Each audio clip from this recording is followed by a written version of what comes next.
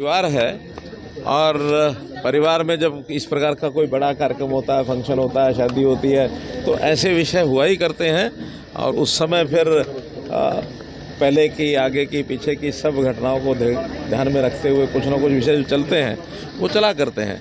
अब उसी विषय को लेकर के आज हमारी जो बातचीत हुई है, रेणुबाला जी भी चूँकि चुनाव के अंदर ये आगे आने की इनकी भी इच्छा है, पार्टी भी चाहती रही है और हमारे ब्रिज जी तो है ही है कि इस सारे काम में कुल मिलाकर के जितना भी काम, चाहे वो कॉर्पोरेशन में पहले रहा है, चाहे मेरे चुनाव में, चाहे विधानसभा का चुनाव था, फिर लोकसभा का चुनाव था, एक प्रमुख भूमिका ब्रिज गुप्ता जी की भी रही है।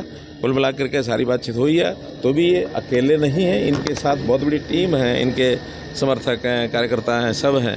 तो इन्होंने जो कि पहले से कार्यक्रम बुलाया हुआ है, 10 तारीख को एक कार्यक्रम इन्होंने परसों का रखा हुआ है।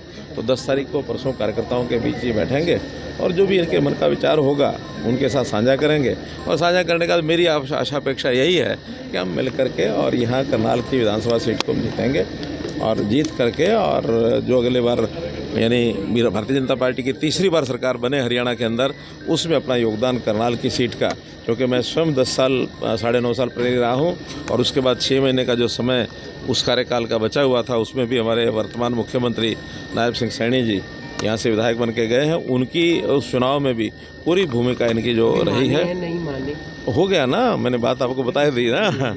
अब उस सारे विषय में परसों 10 तारीख को अपने कार्यकर्ताओं, सहयोगियों को, साथियों को बुला करके कांग्रेस और दावेदार माने जा रहे थे, सर्वे में भी ऊपर थे, इसके बावजूद भी टिकट कटा रोज। मैं भी यही कह रहा हूँ।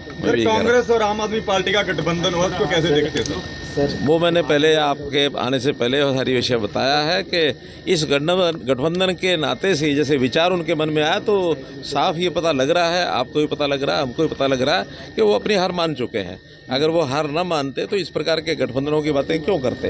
तो गठबंधन का विषय ये है, आखिर गठबंधन तो मजबूरी में हमने भी किया था।